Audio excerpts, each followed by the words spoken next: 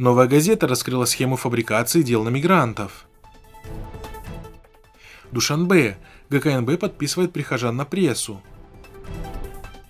США. В Узбекистане до сих пор тысячи заключенных за религию.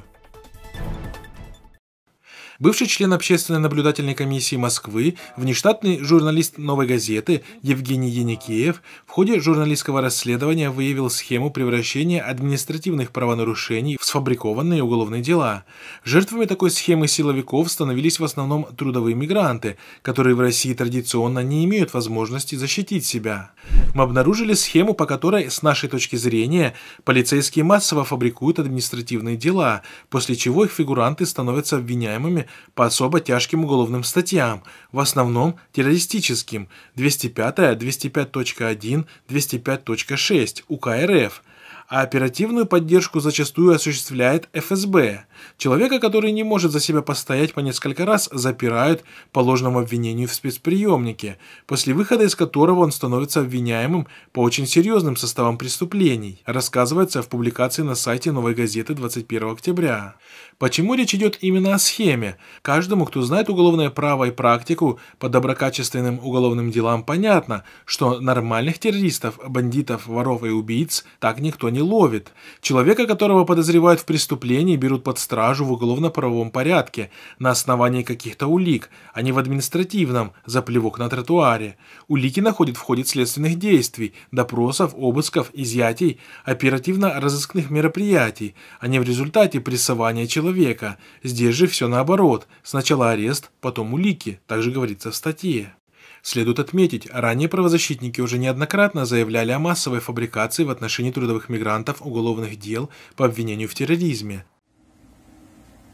Так, например, по поводу недавнего убийства двух выходцев из Таджикистана, якобы планировавших теракт, сотрудник правозащитного центра «Мемориал» и глава общества политических иммигрантов из Центральной Азии Бахром Хамроев высказал аналогичное мнение в интервью нашему корреспонденту. Во-первых, я не верю, что они, двое таджики, готовили какие-то теракты. Во-первых, я не верю абсолютно. Во-вторых, когда таких информаций так подается, ясное дело, что это просто дело рук самых силовых структур. Возможно, это ребята где-то ходили, в списке были какой-то, как радикалы, в списке вели, а просто заманили их каким-то образом. Когда у них нет ничего абсолютно, никакой угрозы нету в стране, в России, террористического акта или что-то другое, они, у них есть некий список, по этому списку они начинают убивать, расстреливать и потом доказать, что они не террористы, все. Доказать невозможно. Вот они сказать, они террористы, и все.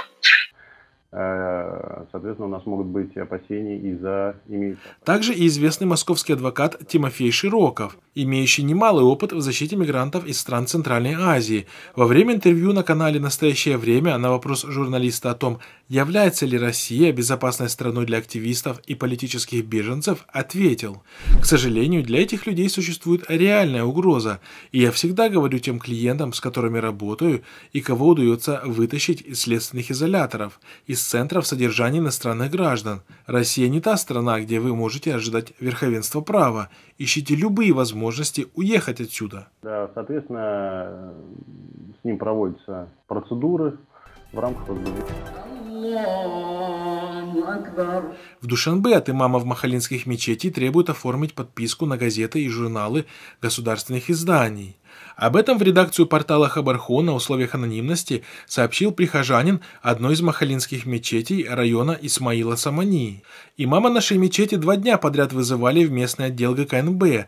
Его обязали оформить годовую подписку на газеты и журналы госизданий на 4000 самани.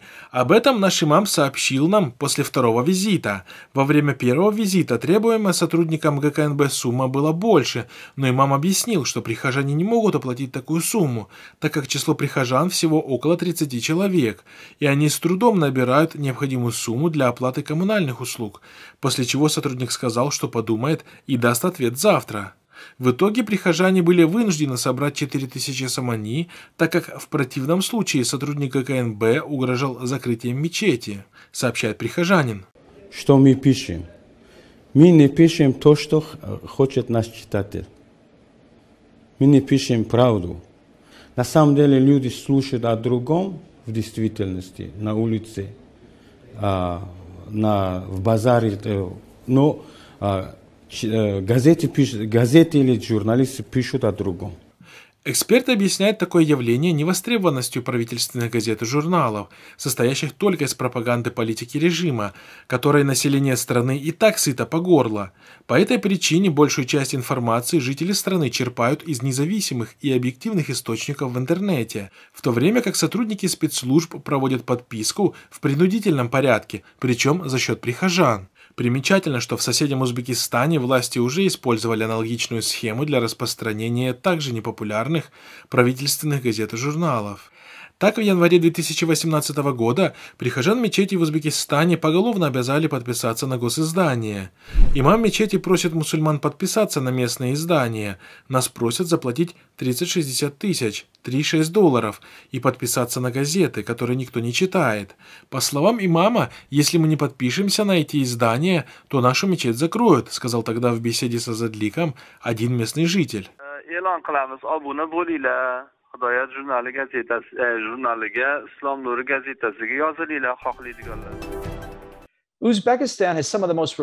13 октября Комиссия США по международной религиозной свободе опубликовала очередной отчет по Узбекистану под названием «Религиозные и политические заключенные Узбекистана. Искоренить репрессивную практику».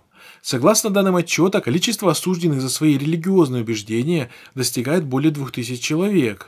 В отчете отмечается, что Узбекистан является страной, где содержится намного больше осужденных по религиозным мотивам, чем во всех бывших советских республиках вместе взятых. И это один из самых высоких показателей в мире. Хотя половина или более осужденных, приговоренных к лишению свободы во время правления Каримова, были освобождены или помилованы, в тюрьмах страны все еще находятся тысячи заключенных за веру, которые отбыли более 20 лет от срока своего уголовного наказания, что делает их религиозными заключенными, отбывающими самые длительные сроки заключения в мире, говорится в отчете. Как сообщил автор отчета, докладчик Конгресса США по правам человека в Центральной Азии Стив Свердлов, им удалось подтвердить личность 81 религиозного заключенного, большинство которых были подвергнуты пыткам и унижающим человеческое достоинство наказаниям. Свердлов обратил внимание на то, что большинство из осужденных за веру были обвинены узбекским режимом в совершении особо тяжких преступлений, таких как попытка свержения конституционного строя в стране, хранение и распространение запрещенной литературы и членство в запрещенных группировках. Согласно мнению авторов отчета, самое важное заключается в том, что у властей не было никаких доказательств для предъявления подобных обвинений 81 заключенному по религиозным мотивам, личности которых удалось установить. Каждый год аресту подвергаются десятки подозреваемых в членстве в Хизбут-Тахрир.